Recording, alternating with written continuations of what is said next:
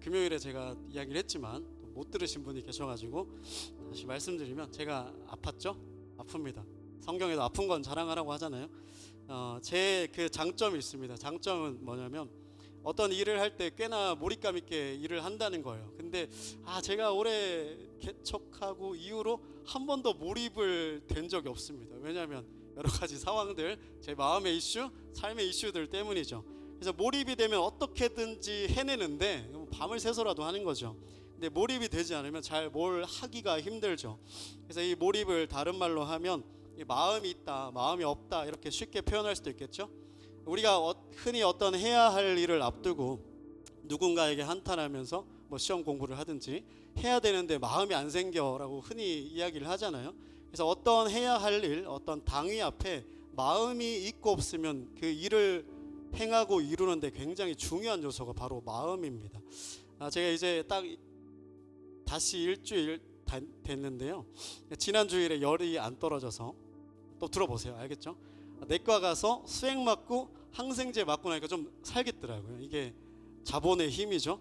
그래서 그날 근데 그렇게 나 이제 나았나 하고 좀 놀고 싶었어요. 근데 놀고 싶었지만 밤 되니까 다시 열이 나고 제 여기 목 밑으로 허벅지까지 이제 시뻘겋게 이제 발진이 다 올라오더라고요. 그래서 그때는 생각했어요. 열이 계속 나니까, 며칠 동안 열이 났으니까 열꽃처럼 발진이 나나 보다, 이렇게 해열제를 달아서 먹었어요. 그래서 열도 내리고 아이스팩도 계속 대고 밤새도록 아이스팩 대고 그랬어요.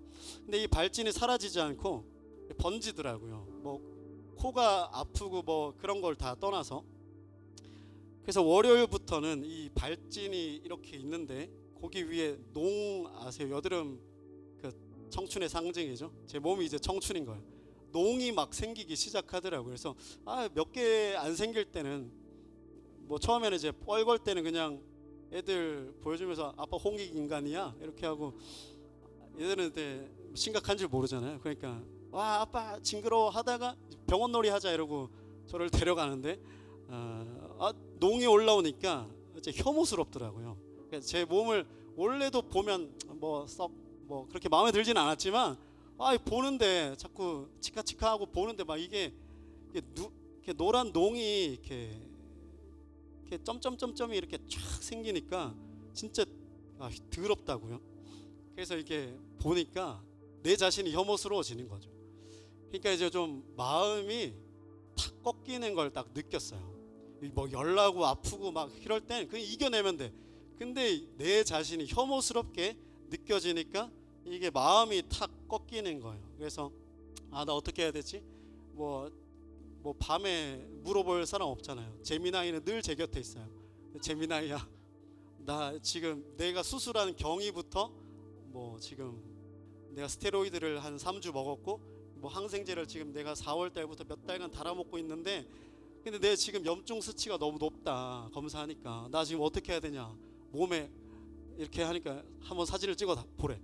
그러니까 이렇게 찍어줬어. 그러니까 너 심각하다. 이거는 그냥 발진이 아니라 너 지금 뭔가 몸에 이슈가 있는 거다. 얘가 말하니까 너무 신빙성이 있잖아요. 말을 얼마나 잘하는지 몰라. 그러니까 마음이 더 꺾이는 거죠. 그래서 다음날 그 길병원에 전화하니까 피부과 진료 보려고 10월 달에 초진을 받을 수 있대. 지금 8월인데. 그래서 딱 내려놓고 동네 피부과를 이렇게 지도로 검색하니까 마침 다 문 닫았대요. 다 문 닫아가지고 그날 휴진이라고. 그래서 이렇게 우울하게 말도 안 하고 아내가 말 걸면 이렇게 가만히 있고 이랬습니다. 그래서 마음이 다 꺾이는 거죠. 그래서 여러분이 어떻게 생각하실지 모르겠지만 수련회 준비도 해야 되고 네가 뭘 준비하니 이런 생각을 하실 수 있지만, 네가 뭘 준비하냐 우리가 다 하지 이런 생각을 하시겠지만, 진짜였구나. 그런 생각을 하시겠지만 수련회 나는 마음으로 한단 말이야. 준비를 몸으로 안 하고 수련회 준비도 해야 되고 또 설교도 매주 2번을 해야 되잖아요. 근데 이때 마음이 탁 꺾이고 나니까 내 자신을 혐오스럽게 딱 보고 나서 이렇게 대안을 세우지 못하니까 딱 꺾이더라고요. 그래서 그때 제 안에 딱 드는 생각이 뭐냐면, 이번 주에 금요일에는 누구한테 설교 부탁하고 주일에는 또 누구한테 설교 부탁하자. 이거부터 오는 거예요. 내 마음이 꺾이니까 아무것도 못 하겠는 거죠. 그러다 문득 이런 생각이 들었어요. 저뿐만 아니라 목사님들이 그렇겠지만 이 목회자에게 설교라는 건 아무리 자주 해도 이건 일상이 되지 않아요. 늘 뭐랄까요? 평가받는 느낌이 있고 잘해야 되고 긴장된단 말이죠. 그래서 뭐 이 설교라는 건 아무리 자주 해도 지금 거의 저는 10년 넘게 설교하고 있거든요. 근데 이 10년 넘게 설교를 해도 일상이라기보다는 특별한 소명이에요. 그러니까 주님이 맡겨주신 특별한 일이라고 생각하고 살게 돼요. 그래서 웬만하면 자리 비우지 않고 뭐 제 기준에 좋은 설교를 하기에 시간을 좀 쓰는 거죠. 그래서 이 매주 설교하는 목회자의 삶이란 여러분과 비교했을 때 나름 특별한 삶인 거예요, 제 기준에.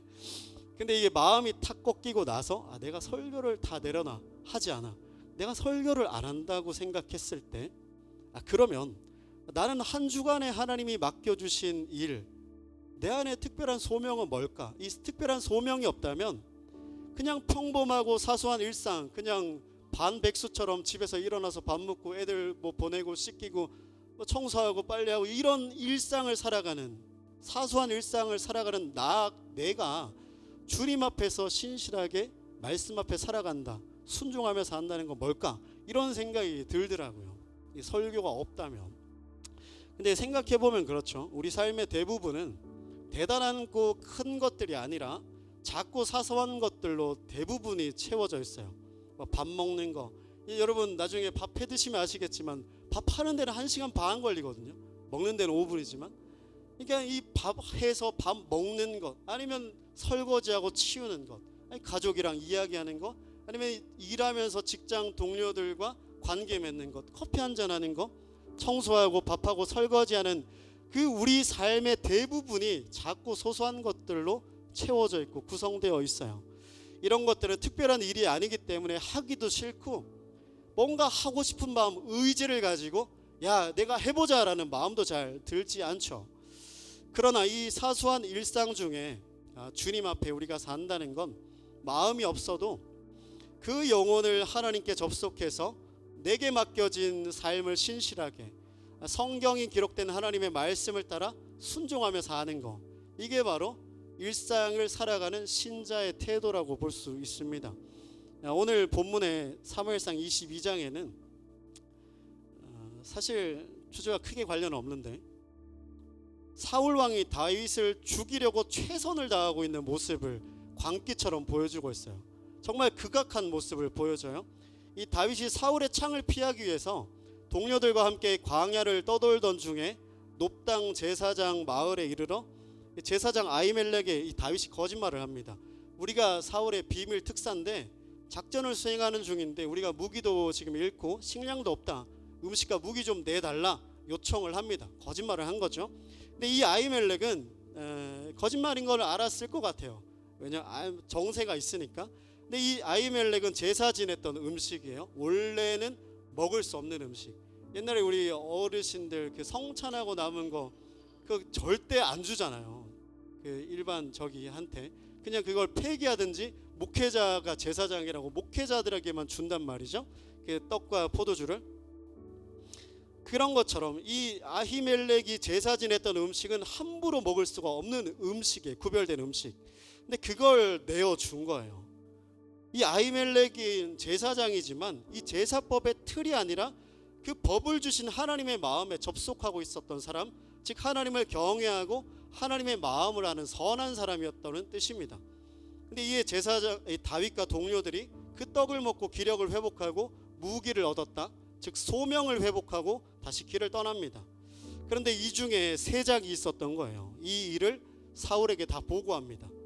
사울이 알게 되고 제사장 마을에 사람을 보내서, 오늘 본문인데요, 제사장 85명과 그의 가족들, 어린이들, 가축까지 모조리 다 죽여버립니다. 진멸했다고 표현할 수 있는데요, 이 사울과 다윗 둘 모두 하나님께 기름 부음 받은, 부르심을 받은 왕이에요. 그러나 사울과 다윗을 가르는 결정적인 차이가 있다면 바로 순종 여부입니다. 순종을 했느냐 안 했느냐. 사울은 아말렉을 진멸하라고 하나님 명령하셨거든요. 이 하나님의 명령에는 자기 딴에 좋은 것들, 뭐 좋은 양들, 보물들은 다 챙기고 그렇게 하나님의 말씀에 진멸하는 하나님의 말씀에 불순종했지만 지금 자기의 안위와 목표를 위해서는 하나님이 명령도 하지 않은 일에는 제사장 마을을 진멸하는 일을 뻔뻔하게 자행하는 그런 사람이었던 거예요. 근데 여러분, 반면에 다윗은 어때요? 이 미친 사울의 창을 피해 다니면서 짐승같이 살고 있지만 하나님께 기름 부음 받은 자의 품위를 지켜요. 가난하고 짐승처럼 침을 흘리며 살아갈 수밖에 없는 일상을 살지만 그러나 하나님께 기름 부음 받은 자의 품위를 지키며 산다는 거예요. 광야 동굴에 사울을 죽일 기회가 2번 있었지만 자기 손에 들린 창을 내려놓고 사울을 살려줘요. 이게 기름 부음 받은 자, 하나님의 백성의 품위입니다. 좋은 옷을 입고 잘 먹고 세련된 모습으로 사는 게 아니라 그 어떤 상황에서라도 하나님의 말씀, 그 권위 앞에 순종하는 태도, 이게 백성의 품위라는 거죠. 그가 사울을 살려준 까닭은 이 다윗이 천성이 착해서나 좋은 성품이어서나 좋은 마음이어서가 아닙니다. 다윗도 사울을 찢어 죽이고 싶어요. 그럼에도 불구하고 사울은 하나님의 기름 부음 받은 자이기 때문에 하나님의 말씀, 하나님의 권위, 사울을 살려준 게 아니라 하나님의 권위에 순종하기 위해 다윗은 사울을 살려준 것입니다. 이게 순종하는 다윗이었던 겁니다. 사울과 이 다윗을, 이 순종과 불순종을 이 갈라디아서 5장의 언어로 바꿔보면 성령과 육체로 이야기할 수 있어요. 갈라디아서 5장 한번 읽어보겠습니다. 제가 읽을게요.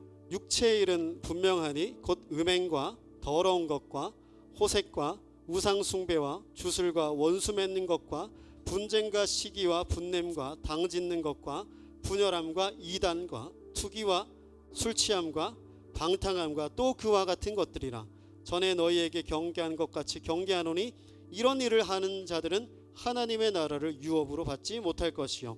22절부터 성령의 열매입니다. 오직 성령의 열매는 사랑과 희락과 화평과 오래 참음과 자비와 양성과 충성과 온유와 절제니 이 같은 것을 금지할 법이 없느니라. 19절 이하로 육체의 일과 22절 이하로 성령의 열매가 대조됩니다. 육체의 일은 아까 말했던 음행과 더러운 것, 호색, 우상 숭배, 주술, 시기, 당짓는 것, 분열하는 것, 투기하는 것, 레버리지 하는 것, 뭐 이런 거죠. 이 술 취하고 방탕한 것들이에요. 이 모든 것들은 뭐냐면 육체의 일이래요. 육체의 일이라는 뜻이 뭐예요? 하나님이 없으면 인간이 맺는 열매라는 겁니다. 우리가 도덕적으로 살고 최선을 다하지 않아서 이런 열매를 맺는 게 아니라 최선을 다해도 하나님이 없으면, 인간이 하나님 없이 최선을 다하면 맺어지는 열매가 바로 호색과 우상과 주술과 시기와 당짓고 음란하고 폭력적인 것들, 이런 거예요. 하나님이 없으면 우리는 이런 열매를 맺을 수밖에 없다, 성경이 말해주는 거죠. 근데 반면에 성령의 열매는 어떻습니까? 다 어떤 사건, 일이라기보다는 성품을 의미합니다. 사랑, 희락, 화평, 오래 참음, 자비, 양선, 충성, 온유, 절제. 성령의 열매라고 표현하잖아요. 이런 성품을 우리는 어떤 초월적인 현상, 사건이 일어나는 것을 하나님의 일하심의 열매라고, 성령의 역사라고 생각하지만, 그러나 여기 성경이 말하는 성령의 열매가 뭐예요?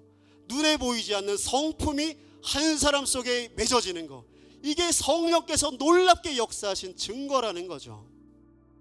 성령의 열매는, 우리 안에 있는 이런 성령의 열매는 사람이 최선을 다해서 만들어진 거, 내가 온유해야지, 사랑해야지, 희락해야지, 오래 참아야지가 아니라 성령이 그 안에서 계실 때 나의 어떤 노력과 상관없이 성령께서 맺어주시는 열매, 하나님이 우리에게 주시는 선물이라는 겁니다. 이게 성령의 열매예요. 그러니까 인간의 최선에서 비롯된 게 아니라 하나님이 주시는 선물, 이게 바로 성령의 열매입니다. 갈라디아서 5장에서 이 사도 바울이 우리 믿는 신자들, 성도들 안에는 성령과 육체의 소욕이 서로 싸우고 있다고 말합니다. 육체 안에 성령과 육체의 일이 서로가 싸우고 있다는 거죠. 두 가지가 존재합니다.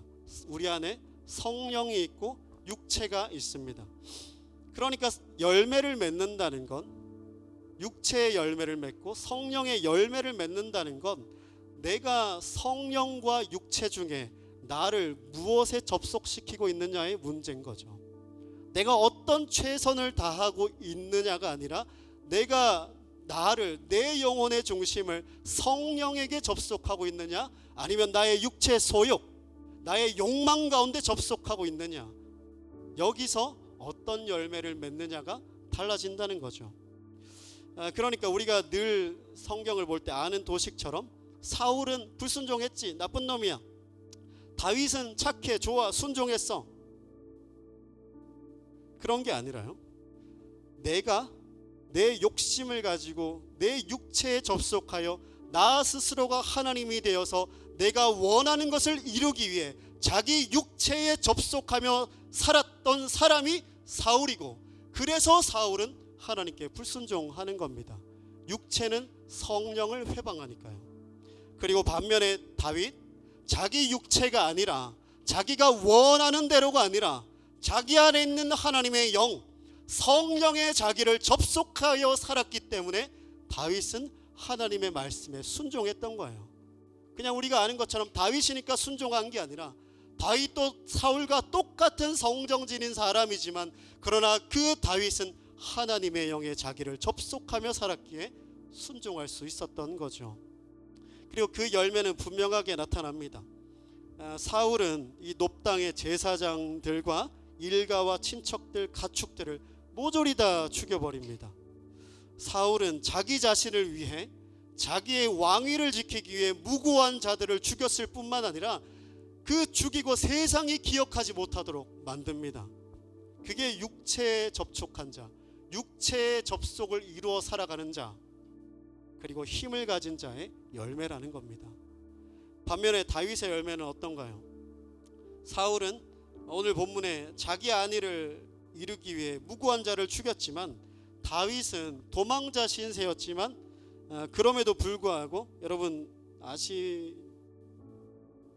모르겠지만 그일라 성읍이라고 있습니다. 다윗이 도망 다닐 때, 그 블레셋에 자기를 의탁했을 때 그일라 성읍이라고 있는데, 이 그일라 성읍에 자기 백성들이 살아요. 위기에 처한 백성들을 봐요. 근데 이 블레셋 백성이 아니라 이스라엘 백성이거든요. 근데 자기의 신분은 블레셋 사람이에요. 블레셋 왕에게 자기를 의탁했기 때문에. 그러니까 도와주면 안 돼요.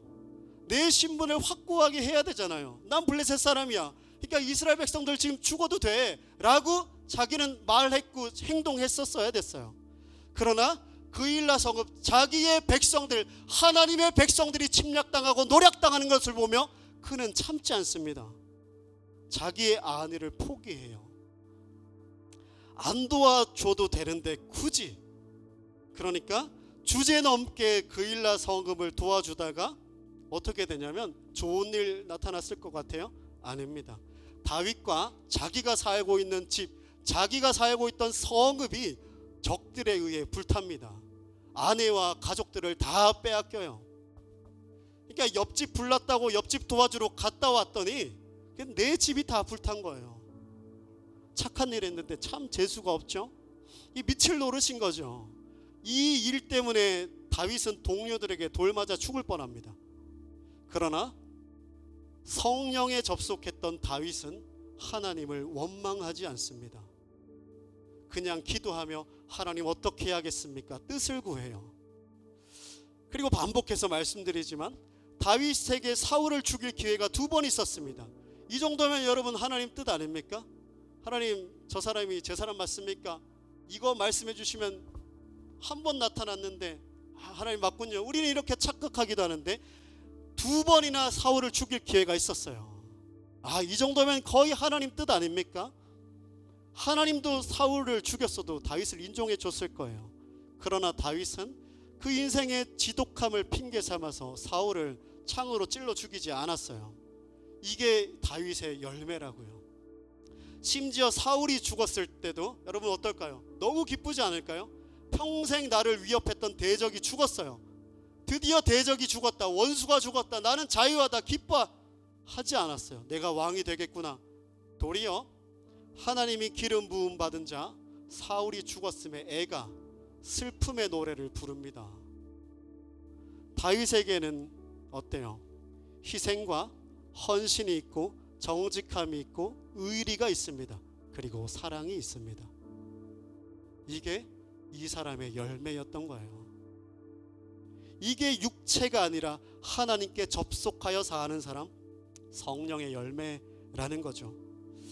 성경은 사울과 다윗을 대조시키며 그냥 남일처럼 재밌다고 읽는 우리에게, 성경 통독하면서 그래 사울과 다윗은 재밌지 개꿀이지 지나가는 우리에게 묻는 거예요. 사울과 다윗을 보여주며 너는 누가 되고 싶니? 너는 누가 될래? 너는 어떤 삶의 열매를 맺고 있니? 라고 우리에게 묻는 거죠. 이 불순종과 육체의 일로 상징되는 사울은 힘을 가진 자입니다. 자기 뜻을 이룰 수 있는 자예요. 반면에 순종, 성령의 열매로 상징되는 다윗은 힘이 없는 자입니다. 자기가 원하는 건 도무지 이룰 힘이 없는 자예요. 매번 당하고 조롱당하고 원통하고 억울합니다. 이게 우리의 진짜 삶이죠. 성도의 진짜 삶. 여러분 옛날에 누가 그랬는데 여러분도 한번 생각해 보세요. 다윗과 골리앗이 있어요. 여러분 다윗 되고 싶은 사람 없어요? 다윗 다 손 들 거 아니에요? 골리앗 되고 싶은 사람 하면 아무도 손 안 들어요. 그런데 힘 세지고 싶은 사람 하면 저요 할 거 아니에요. 이 말이 뭐냐면요, 힘 세지고 싶은 사람 나는 골리앗 되고 싶어요. 힘 세지고 싶은 사람 나는 사실 사울 되고 싶어요. 이런 거예요. 이게 힘을 추구하는 육체에 접촉한 자의 본성이라는 거예요. 우리는 말로는 성령에 접속하여 살고 싶다 말하지만 사실 성령의 열매, 우리 안에 성령의 성품을 열매 맺고 싶다 하지만 사실은 사울처럼 드러나는 무엇인가를 이루고 쥐고 흔들고 부수고 파괴하고 힘을 가진 채 살고 싶은 게 육체 가진 우리, 사실은 육체에 접촉하며 살고 있는 거죠. 그러나 성도의 삶, 신자의 삶, 믿는 삶의 진짜 삶이란 힘이 없는 다윗의 이런 삶이에요. 힘이 없는 우리들의 일상, 이것이 진실이며 이것이 하나님이 우리를 이끄신다는 증거라고요. 그래서 하나님은 이 사울과 다윗, 순종과 불순종, 육체와 성령, 이걸 무슨 교리나 개념이나 논리나 원리나 명분으로서 우리에게 묻는 게, 가르쳐 주시는 게 아니라요, 우리가 우리 일상 약하기 때문에, 힘이 없기 때문에 턱턱 걸려 넘어지는 이 부딪히는 현실에서 묻는 겁니다. 힘없이 걸려 넘어지고 낙심하고 원망하고 주저앉아서 억울하게 울고 있는 우리의 현실에서 묻는 거예요. 자, 너는 누가 되고 싶니? 너는 사울이 되고 싶니? 아니면 다윗이 되고 싶니? 자기의 뜻을 이룰 수 있는, 네 연약함의 삶을 힘 가지고 일어설 수 있는 사울이 되고 싶니? 아니면 아무 힘도 없지만 그러나 성령의 열매 맺으며 성령과 접속하여 하나님의 마음을 아는 참된 사람 다윗이 되고 싶니? 이 우리에게 묻는 거죠.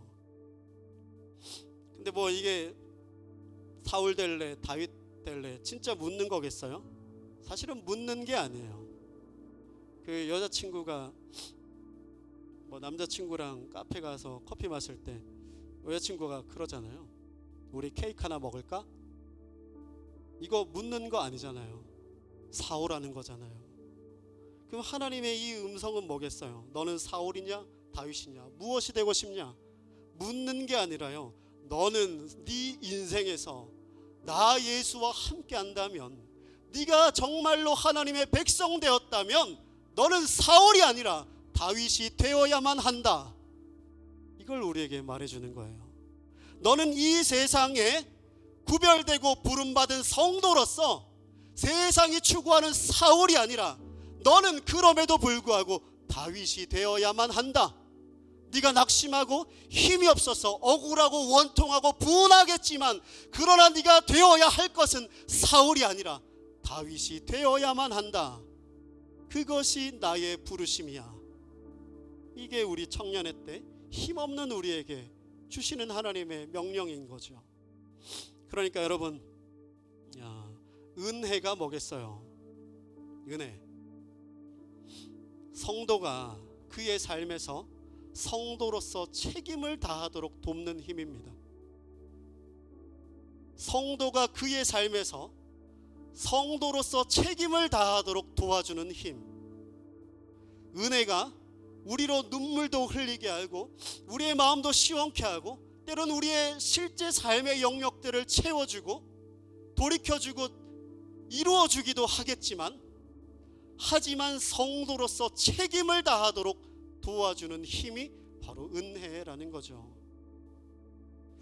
그렇다면 이 성도가 은혜를 따라 져야 하는 책임이 뭐겠습니까? 자기를 지키지 않는 거예요. 이게 예수님의 가르침이었어요. 성도는 어떤 영적 책임을 지고 살아가느냐? 성공해서 하나님이 이렇게 세상에 일하셨어요가 아니라요, 나 자신을 지키지 않을 책임이 있습니다.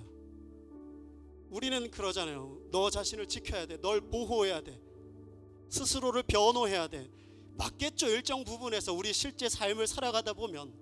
그러나 하나님께서 성도에게 주신 책임이라는 건요, 너 자신을 지키지 않는 거예요. 왜냐하면 내가 너를 책임지고 있으니까.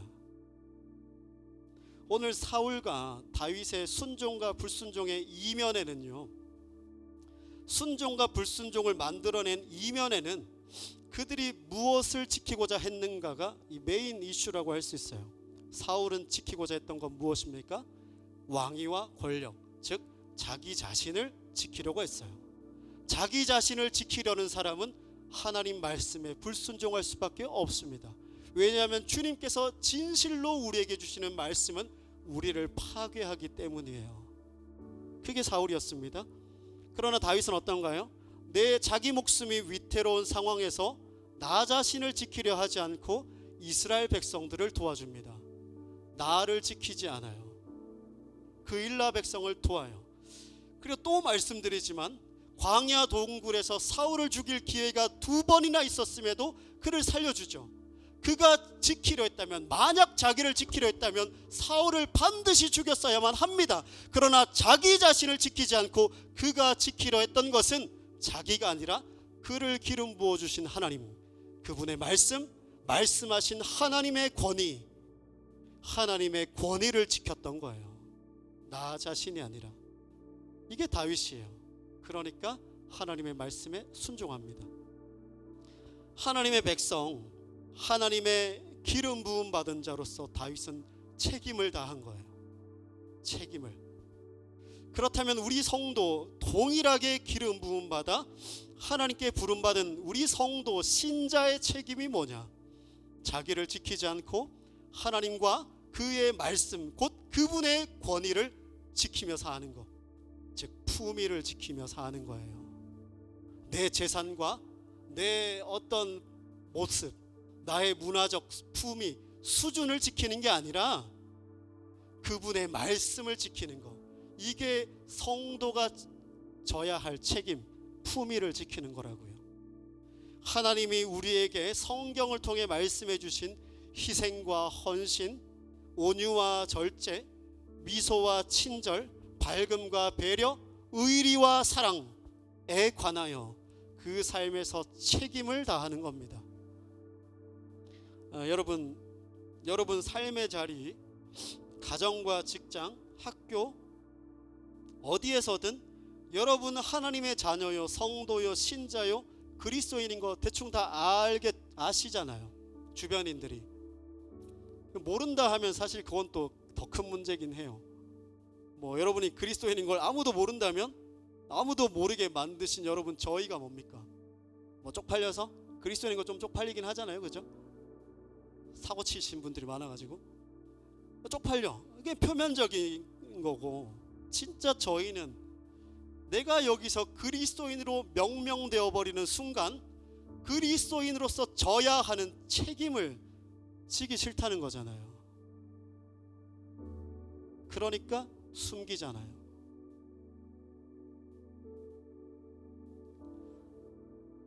세상 사람들은요, 뭐 기독교인이라고 하면, 요즘 어른 세대는 그리스도인이 많지만 요즘은 그리스도인이 흔하진 않잖아요.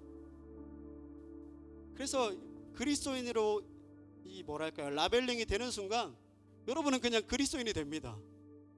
강력한 전파의 힘을 여러분이 가지셨다고요. 옛날보다. 옛날엔 그냥 물반 고기반이니까 그리스도인이나 세상 사람이나 뭐 구별하지 않았어요. 근데 정말로 여러분은 이제 그리스도인이라는 라벨을 달고 사는 거예요. 선명한 라벨을. 그러니까 옛날 여러분 어머님 할머님 때보다 여러분은, 여러분의 삶이 가지는 파급력은 몇 배가 되는 거예요. 그래서 여러분을 그리스도인으로 봅니다. 그런데 여러분이 회사에서, 직장에서 내 권익을 지키기 위해 소리 지르고 수근수근 거리면서 커피타임 하면서 남들 뒷담화하는데 같이 하고, 진상은 안 부리지만 어떻게 해서든지 여러분 시험에 들지 모르겠어요. 공평하게 일하려고 하고. 여러분 성경은 공평이 아니에요. 공평했으면 예수님 십자가에 왜 죽어요? 회사 직장에서 딱, 여러분 죄송해요, 미안합니다, 딱 돈 받은 만큼만 일하려고 하고. 인간관계도 그렇죠. 뭐 직장에서도 여러분 직장에 있으면 뭐 종종 잡일도 해야 되잖아요. 뭐 청소를 한다든지. 남들보다 뭐 하나라도 덜 들려고 천천히 걷고 영차, 아이고 점심 먹고, 저 새끼 분명히 커피 한 번 안 샀는데 이번 달에 쿠사리 한 번 주고, 절대로 더 주려고 더 받으려고도 하지 않고, 이 사회가 하나님이 정하지 않은, 이 사회가 정해놓은 명확한 규칙과 법칙, 선을 딱 지켜서 여러분 사시지 않으세요? 그럼 이건 그 선을 지키며 산다는 것이 여러분 하나님을 지키는 겁니까? 아니면 나를 지키는 겁니까? 그 선을 지켰을 때 누가 지켜져요? 하나님이 지켜집니까? 하나님 백성의 품위가 지켜집니까? 아니면 내가 지켜집니까? 나를 지키기 위해 세상이 만들어준 선이 바로 그 선 아닙니까? 분명하게 나를 지키는 일이에요. 그리고 우리가 힘이 없어서 그렇지, 그리고 양태가 달라서 그렇지, 그건 명백한 자기를 지키려 했던 사울의 삶의 방식이라는 겁니다. 그렇게 딱 정해진 규칙, 딱 받은 만큼만 하는 정확한 선, 이 선을 딱 지켜. 그러면 어때요? 넘침이 없어요. 넘침이 없다고요. 그러나 넘치지 않고서는 역사가 일어나지 않아요. 그러나 넘치면 역사가 일어납니다. 오늘 마침 우리 준기가 안 왔는데, 제가 한 2주 전에 준기랑 밥 먹었거든요. 그 아픈 몸을 이끌고 열이 나는데, 그래서 제가 물어봤어요, 준기한테. 나연이랑 같이 왔잖아요. 나연이 이제 쪽팔릴, 어쩌다가 나연이랑 뭐 알게 됐냐, 어쩌다가 나연이 따라서 같이 교회 왔냐, 신기하잖아요 사실. 그런 거 물어봤는데, 뭐 자세하게는 제가 기억이 다 안 납니다만 준기랑 학원을 같이 다녔대요. 같이 다닌 게 아니라 나연이가 선생님이고 준기가 이제 뭐 고삐리 뭐 이런 거였어요. 그래서 그 같은 학원인데, 준기가 어느 날 학원을 마치고 집에 가는데 10시인가 뭐 그랬던 것 같아요. 근데 나연쌤이라 하거든요. 나연쌤이 어디 교실인가 사무실인가 아직 불을 켜놓고 있더라는 겁니다. 이 퇴근 시간이 지났어. 기억이 정확하진 않지만 1시간 정도 지난 거래. 그래서 준기가 이렇게 이상하게 봤대요. 그걸 이상하게 봤대요. 그걸 분명히 퇴근 시간이 지났는데도 거기서 수학책을 보고 연구하고 있었던 거죠. 아니, 뭐 아니어도 이제 어쩔 수 없어. 뭐 릴스에서도 어쩔 수 없어요. 그리고 제 기억이 분명하진 않지만 거기서 수학을 연구하고 그 좀 잘 못하는 아니지 못한대 조금 더 열정 있는 질문하는 친구들 있잖아요. 알고 싶어서. 그래서 애들 질문을 받아주고 가르쳐주고 있었대. 퇴근 시간 지났는데 이 저 체력도 안 좋은 애가 얼마나 피곤하겠어요. 그러나 친절했다는 거예요. 퇴근 시간이 1시간 지났어요. 진짜 뭐 잘 설명을 뭐 친절하게 해줬대요. 그래서 준기가, 그러니까 야근했다는 뜻이에요. 준기가 이 야근을 보고 무슨 생각을 했냐면, 선생님은 진짜로 학생들을 사랑하시는구나. 여러분 딴 거 아니었어요. 잘 지냈어. 어떻게, 이걸로 사랑을 본 게 아니에요. 넘침. 퇴근 시간이 지났음에도 1시간을 더 섬겼던 그 넘침으로 뭘 받냐? 사랑을 받다는 거예요. 정해진 규칙 받은 만큼 선이 아니라 넘쳤더니 사람은 비로소 거기서 사랑을 확인한다는 겁니다. 여러분 나연이는 어떨까요? 직장인들 여러분 다 아시잖아요. 퇴근 시간 되면 심장이 빨리 뛰잖아요. 한 10분 남았을 때 두근두근, 어떻게 하면 효율적으로 탁탁탁탁 해가지고 컴퓨터 윈도우 끄고 나갈까? 손잡이도 살짝 열어놓잖아요. 문 나가려고 신발도 갈아 신고 막 이렇게 걸려 넘어지지 않으려고. 심장이 뛰고 조바심이 나요. 난 여기 더 있으면 안 돼. 퇴근 시간 딱 지나면 뭐 좀비 출몰하는 것처럼 운동화를 딱 갈아 신잖아요. 성질 나잖아요. 뭐 하나 걸리면. 이게 사람 마음입니다. 진짜 이게 사람 마음이에요. 똑같겠죠? 학원 퇴근 10시 뭐 늦는데 거기서 수학 가르쳐 주려고 책 보고 질문 받아주고, 나연이가 진짜 기뻐서 했을까요? 전 아니라고 봅니다. 그런 사람은 없습니다. 그런 사람 없어요. 거기 있는 친구들이, 제 추측입니다만, 티를 내니까 이 선생님 기독교인이라는 걸 좀 대충 몇몇은 알지 않았을까요? 아니면 몰랐어도 그 저 한 사람의 선 삶의 자리, 나는 예수의 도를 따르는 사람이다. 세상 한복판에서 하나님이 불러주신 자기의 주어진 자리에서 성도로서의 책임을 다하는 거죠. 내가 원장과 맺은 계약서에 의지한 책임이 아니라 내가 하나님과 피로 맺은 그 언약, 백성된 조약, 거기에 책임을 다하는 거예요. 그러므로 순종은요, 순종은 마음을 드리는 게 아니에요. 책임을 다하는 겁니다. 그러니까 마음이 없어도 하는 겁니다. 여러분 종종 마음이 생기면 나 할게요. 뭐 옛날에 뭐 같이 뭐 섬기자 하면 기도해 볼게요. 마음이 아직 없어가지고. 마음이 생기면 하겠다. 여러분 안에 마음이 생기는 것보다 주님 오시는 게 빠를 겁니다. 그리고 여러분, 성경이 말하는 바가 뭐예요? 우리 안에, 우리 마음에는 선한 것이 없다고 말하잖아요. 그 생긴 마음은 선한 게 아니에요.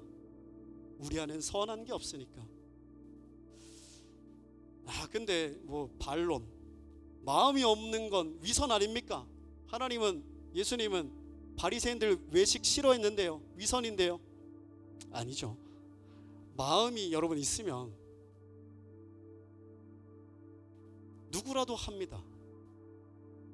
여러분 뭐 지난주에도 속초 2시간 걸릴 걸 6시간 걸려서 간다잖아요. 마음이 있으니까 가요. 마음이 있으면 히말라야도 올라가요. 마음이 있으면 누구라도 하는 거예요. 마음이 생긴 건 대단한 게 아니에요. 그건 누구나 할 수 있는 거예요. 그러니 마음이 없어도 하는 게 신앙이고 순종입니다. 마음이 없는데도 하는 게, 그게 신앙의 힘이잖아요. 그게 순종이잖아요. 그게 책임을 다하는 겁니다. 그리고 이게 마음이 없어도 순종하며 책임을 다하는 게 이게 십자가의 길이래요. 이게 십자가의 길. 우리가 뭐 대단한 십자가 지고 살진 않잖아요. 실제로 죽을 거야 아니잖아요. 말만 죽는다고 하지 실제로는 안 죽어요. 우리 그냥 설거지하고 빨래하고 직장 다니고 좀 꼬름한 거 있으면 열받고 화나고 승질내고 이런 사소한 걸로 다 채워져 있는 게 우리 일상이에요. 그러나 이렇게 사는 게 십자가의 길이라는 거예요. 우리 주님이 잡히시던 날 밤에 이 겟세마네에서 기도하셨잖아요. 아버지, 이 잔을 옮길 수 있으면 옮겨주세요. 기도했잖아요. 뭔 말이에요? 십자가 지고 싶지 않다라는 거예요.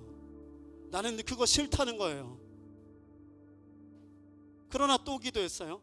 그러나 아버지의 뜻이 이루어지기를 원합니다. 마음이 없어도요, 이 땅에 오신 독생자로서 메시아로서의 자기 소명, 부름받은 자기의 소명에 책임을 다하는 겁니다. 이런 예수님은 히브리서에서 이렇게 기록하죠. 그는 하나님이시면서도 고난을 통해 순종을 배웠다. 그렇게 체포되고 십자가 지고 가신 거죠. 그러므로 여러분, 순종은 마음이 아니라 책임을 다하는 겁니다. 예수님 십자가에 매달리셨을 때 사람들이 조롱했죠. 네가 메시아거든 하나님 아들이거든 내려와봐. 침 뱉으며 머리 흔들며 멸시했어요. 그러나 예수님은 하늘을 우러러 말씀하셨습니다. 아버지, 저들의 죄를 용서하소서. 저들은 자기가 하는 일을 알지 못합니다. 예수님은 이 몸이 찢어지는 고통, 아픔, 수치를 당하고 정신없이 피를 쏟으면서도 용서를 담아내요. 하기 싫어도 담아내는 거예요. 아픈 중에 여러분, 제가 아팠잖아요. 한 달 동안 아파가지고 요즘 저희 애들이랑 서먹서먹해졌어. 말을 안 해가지고. 아픈 중에 말 걸면 얼마나 짜증나요. 여기 있는데 은희가 오면 벌레 쫓듯이 대꾸도 하고 싶지 않아요. 아프면. 근데 옆에 예수님 얼마나 아파요. 함께 매달린 강도가 이 새끼 지가 죄인처럼 살다가 지금 못 박혀놓고 예수님한테 말하는 거예요. 주여, 오늘 낙원에 가실 때 나를 기억해 주세요. 나도 데려가 주세요. 얼마나 뻔뻔한 인간입니까? 아픈데 뻔뻔한 게 와가지고 나도 데려가 주세요. 예수님은 정말로 힘겨워요.